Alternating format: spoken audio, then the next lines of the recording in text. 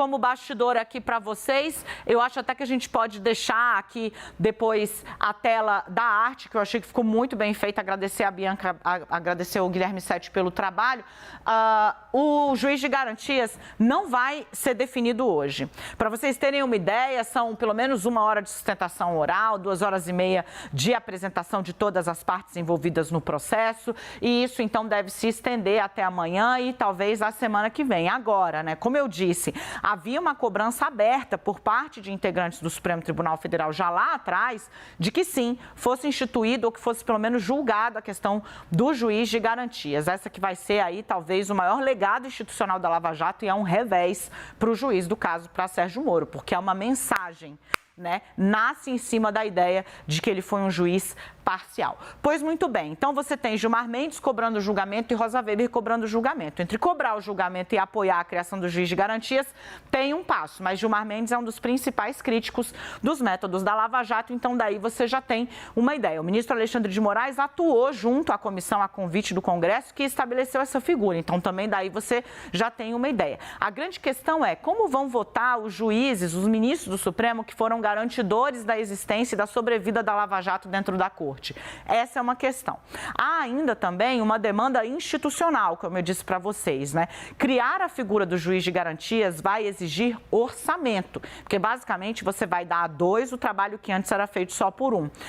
Os defensores da regra dizem, olha, isso vale a pena porque nós vamos ali ampliar a segurança de isonomia da justiça, ou seja, todos tratados iguais, sem preferência por A ou por B, ou sem que o juiz penda para um lado por ter visto o processo e ter instruído o processo. Por muitas vezes, o entendimento é o de que o juiz, como o juiz investe naquilo e autoriza e aponta, etc. e tal, pode soar como derrota pessoal se a conclusão não for exatamente a que o caminho estava indicando. Então, bom, seria assim, olha, o investimento que a gente vai fazer, sim, vai aumentar o gasto sim, mas é para garantir o sistema isonômico no judiciário. Todas essas questões serão debatidas. Aliás, Luiz Fux argumentou exatamente isso. Falou, olha, isso aqui é um poder legislando sobre o outro, o próprio judiciário deveria ter tomado à frente, porque isso vai implicar no funcionamento dos tribunais. Então, é por isso que eu vou pedir vista, a ver o que ganha, né? Se é o corporativismo ou se vai ser, de novo, aí a maior derrota institucional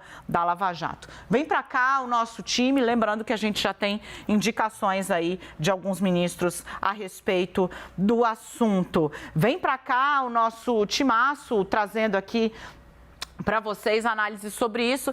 Eu começo com o Yuri Pita, porque, de novo, né, essa questão corporativa, né, Yuri, que durante muito tempo foi encarada ali como o principal entreveiro, será que ainda hoje, com todas as críticas que se tem, essa guinada de clima sobre o legado da Lava Jato ainda permanece forte?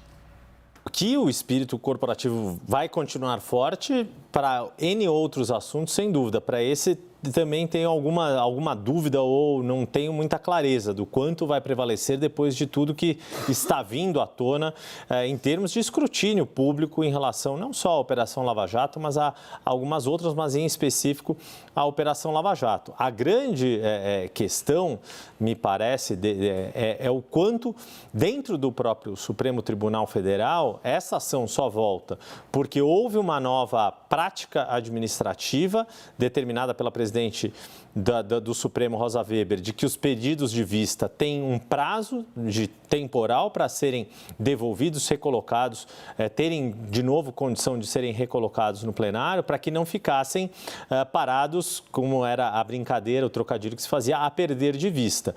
Não significa que vai ser um julgamento célere e sem controvérsia, sem polêmica. Acho que me parece o contrário. Ainda tende a haver argumentos. E é possível ter argumentos, como você expôs, Dani, a favor ou contra esse tipo de medida, que já na época em que foi colocado, já trouxe muito desse debate.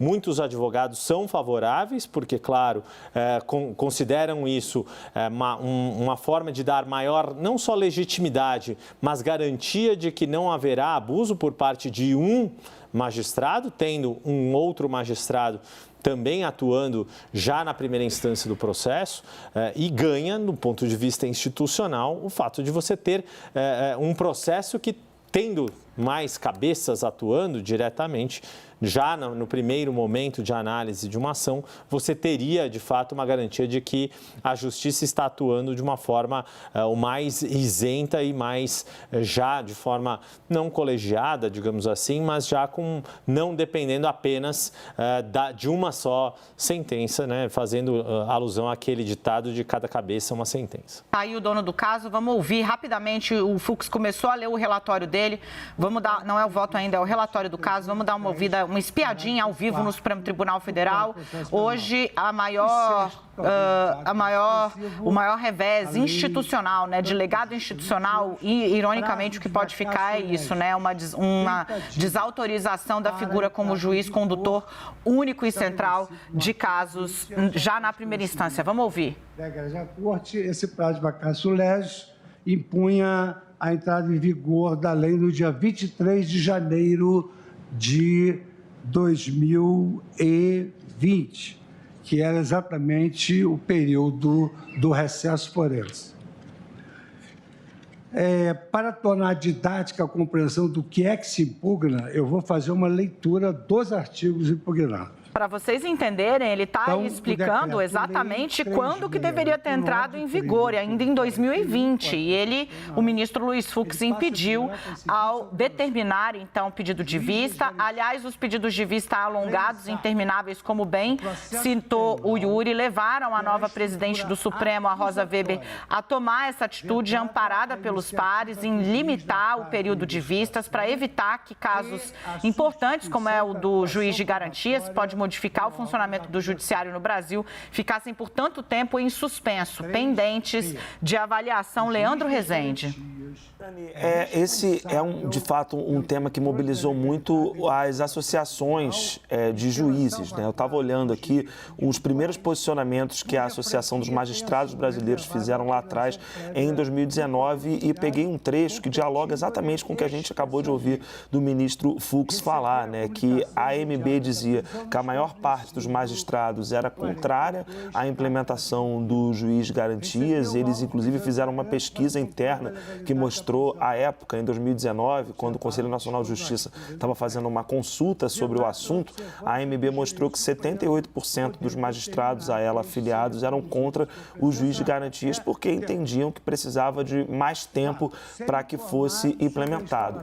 A AMB e a AJUF, que é a Associação dos Juízes Federais, foram super contra a figura do juiz de garantias. Entre os argumentos mobilizados por essas duas entidades, né, que eu estava recuperando aqui, estava, por exemplo, o fato do juiz de garantias atrapalhar, segundo a AMB, a aplicação imediata de medidas protetivas dentro do escopo da Lei Maria da Penha.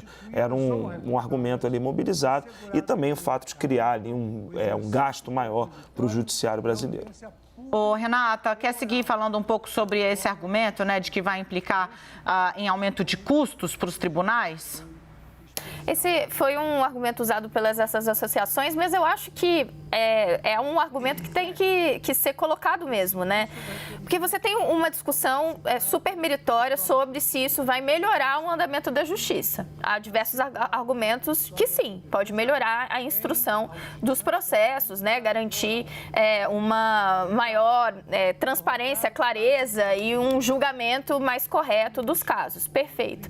A questão a gente já tem um judiciário que custa muito, e essa medida a ser implementada, ela necessariamente eleva os custos. Isso é um fato, porque você vai ter que abrir ali concurso e contratar diversos outros juízes. Leandro estava lembrando dos argumentos das associações. A AMB lá atrás chegou a fazer um orçamento, uma previsão, né, uma projeção de que custaria pelo menos 1 bilhão a mais aos cofres públicos por ano se essa figura do juiz de garantias fosse implementada, porque você teria ali que contratar para cada comarca, ainda não sabe exatamente o número, mas de qualquer forma seria um reforço bem grande. E aí me leva a um outro aspecto, né? A gente poderia falar que essa implementação, uma vez acompanhada por medidas de maior eficiência por parte do judiciário, né? Vamos lembrar que a gente está falando de uma classe que tem 60 dias de férias por ano, tem uma série de bônus, uma série de privilégios. Se essas medidas fossem acompanhadas de medidas de eficiência, talvez isso fosse mitigado. Mas é notório, inclusive as associações também geralmente fazem muita força para que não se mexa nesses privilégios e nesses séries de possibilidades de benefícios aos magistrados. Então, não dá para a gente pensar de uma maneira que, colocando esse custo a mais, a gente pode eventualmente cortar em outro espaço, porque na prática a gente sabe que isso não vai acontecer. Exato, eu acho que é importante também nunca perder de vista, né? Poucas categorias têm tantos benefícios, penduricalhos, etc. e tal, como as envolvidas com a magistratura, né? Então, racionalizar custo seria uma excelente pauta se levada a sério.